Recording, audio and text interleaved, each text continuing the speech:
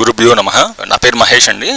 నేను హైదరాబాద్ నుంచి వచ్చాను. నేను ఇంతకుముందు ఎయిర్ ఫోర్స్లో పనిచేశాను. ఇండియన్ ఎయిర్ ఫోర్స్లో పనిచేశాను. ఒక 20 years పనిచేశాను. లాస్ట్ ఇయర్ రిటైర్ అయ్యి బయటకు వచ్చాను. సో రిటైర్ అయ్యి బయటకు వచ్చిన తర్వాత కూడా కొన్ని కార్యక్రమాలు అగ్రికల్చరల్ రిలేటెడ్గా కొన్ని కార్యక్రమాలు అనేది మొదలుపెట్టాను. సో మొదలుపెట్టిన తర్వాత కూడా కొన్ని డైరెక్షన్స్ అనేది క్లియర్ కట్గా లేవు. సో దాంతో అవుట్ ఆఫ్ కాంటెక్స్ట్లో ఒక గ్యాప్ తీసుకుందాం అనే ఉద్దేశం మీద కొన్ని ప్రదేశాలు తిరగాలని చెప్పేసి ఆలోచించుకున్నాను.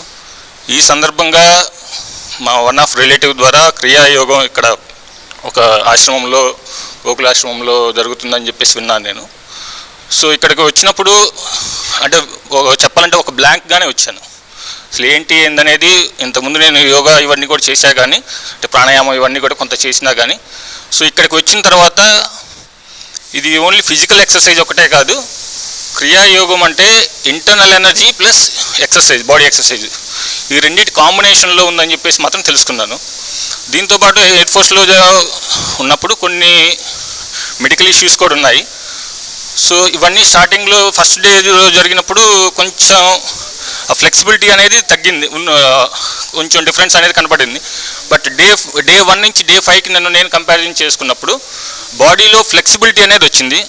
So all 5 days through out ఈ 5 daysలో సో బాడీలో ఫ్లెక్సిబిలిటీతో పాటు ఇంటర్నల్ ఎనర్జీ కూడా కొంత డెవలప్ అయినట్టు నాకు నేను అర్థం చేసుకున్నాను. రెండోది, ఇంతకుముందు అంతా కూడా కాన్సన్ట్రేషన్ చేయాలి అంటే అంటే ఎక్స్టర్నల్ ప్లేసెస్లో కాన్సన్ట్రేషన్ చేయాలని చెప్పేసి నేను ఎక్కువగా చూసుకునేవాడిని. బట్ ఇక్కడికి వచ్చిన తర్వాత మధ్యంలో కాన్సన్ట్రేషన్ చేయాలి, అప్పుడే మీ ఇంటర్నల్ ఎనర్జీ పెరుగుతుందనే కాన్సెప్ట్ అయితే కొంచెం అర్థమైంది నాకు.